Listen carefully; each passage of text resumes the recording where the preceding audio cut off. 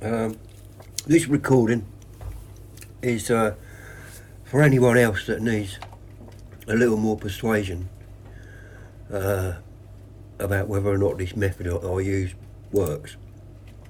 Just remember that I've been complaining about Scottish Power for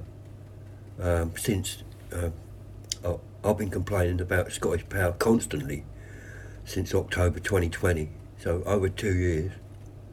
The original reason was due to a large debt of £3,000 which Scottish Power caused by continually cancelling our direct debits. This was also the time when they first started threatening to fit a prepayment meter, and they also used debt collectors. I think if you really look at what the debt collector actually did, was they basically were there to convey the seriousness of the situation. My current Ombudsman complaint ended last week, at which time I submitted an email to the Ombudsman team which contained my requests for a fair repayment amount. Prior to and during, during this complaint, I was paying around £460 a month, which was monthly usage plus 60 quid. You should also note that during the 2 years of this complaint, I have sought to pay an affordable amount, and that request was constantly denied. They wouldn't let me pay less than like 460. So something's changed this time. I'll leave it for you to work out what that is. My email mainly asked that the national debt line form was taken into consideration when they sat down and worked out what the repayment amount would be. And I also noted their duty to comply with standard licence condition 27.8 ADI. That one I always go on about. The result was that they lowered the payment amount from 460 to 420, and they've ceased attempting to fit a prepayment meter and involving debt collectors. So yes, it took a while to get to this stage, more than 2 years, but was it worth it? Of course. I'm slightly better off now, and I don't have a prepayment meter, which has been my main goal, really. Why did it take so long, and why did it work this time? It took so long because it took me 2 years to learn the correct method of complaining, and also having the knowledge that the Ombudsman isn't your friend. They'll do nothing to assist you at all.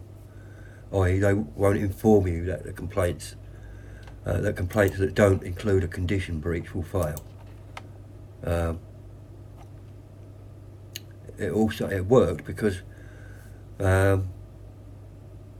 all previous attempts were what I'd call a rambling complaint. I just, you did this and you did that and this and that and this. Do you know what I mean?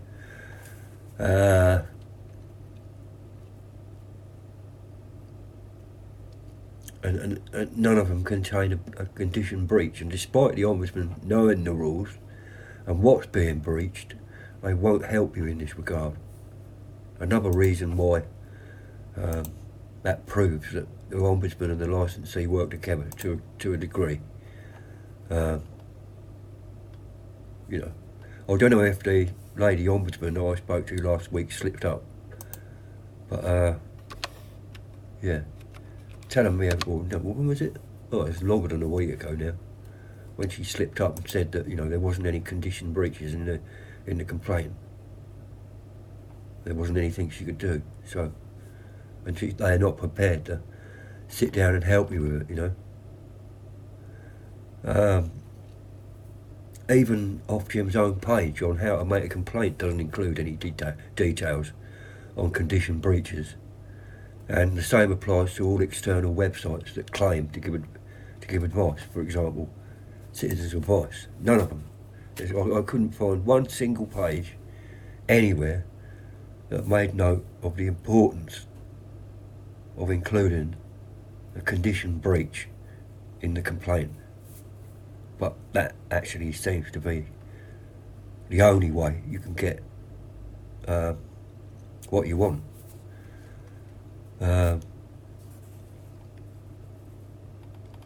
Submitting a complaint that only contains the information on the breaches is the only way that I think an ombudsman. I'm going to use the word side with you, but that's not right, because they don't actually side with you. They're actually siding with the information. You know, you've got a breach in there, and it's obvious that they've done it. Then, you know, it'll go to you. You know, they'll decide for you. Whether or not you'll get any compensation is another thing. But I think 2 years is a long while to be fighting someone. Although they say pick your battles and that, but you know, I'm not saying I lost the will to go any further, but I think in hindsight I would have preferred to have gone through the complaints again, done it in my way that I did, which I've been like talking to you guys about, and then complained about the ombudsman and see where that actually took me, because they're not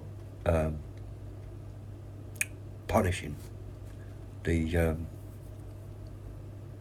licensees at all. So this is my email that I sent. Notice this is actually email to the ombudsman team. These are actually the people that deal with you after the ombudsman. That's their email address, ombudsmanteam@scottishpower.com. Basically I was asking them to sort it out, you know, quickly, and then I added, you know, that I was going to record all telephone conversations, you know, as I say. In my opinion, you should actually add this every time you contact them. Then there's no way of them saying, "Oh, we didn't know," you know. So, but you know, just add that little bit. No matter why you're getting in touch with them, always add that.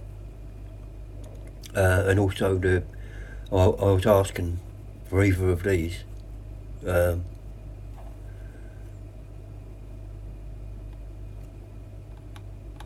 then I was telling them also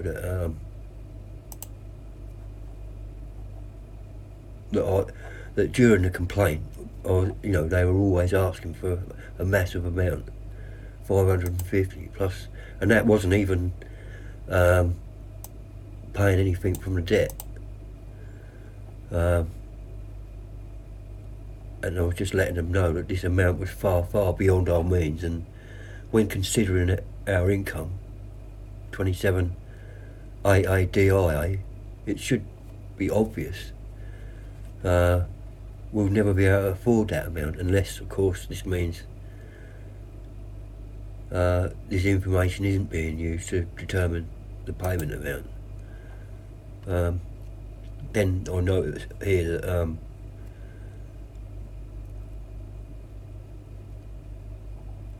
the duty to take reasonable steps to ascertain a domestic customer's ability to pay, and then, you know, the income expenditure form is the relevant information, and the third party is actually National Debt Line.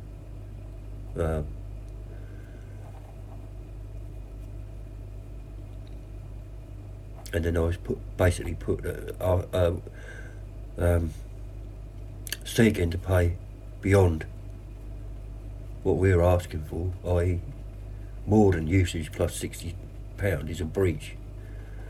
And if Scottish Power insists we pay more or threaten a warrant to fit a prepayment meter, a new complaint will be made solely on the basis of 28 ADI, which is in line with Ofgem document policy with respect to financial penalties and consumer redress under the Electricity Act 1989. Same applies here about the customers, you know. And then I reminded them that most of the debt was down to them. And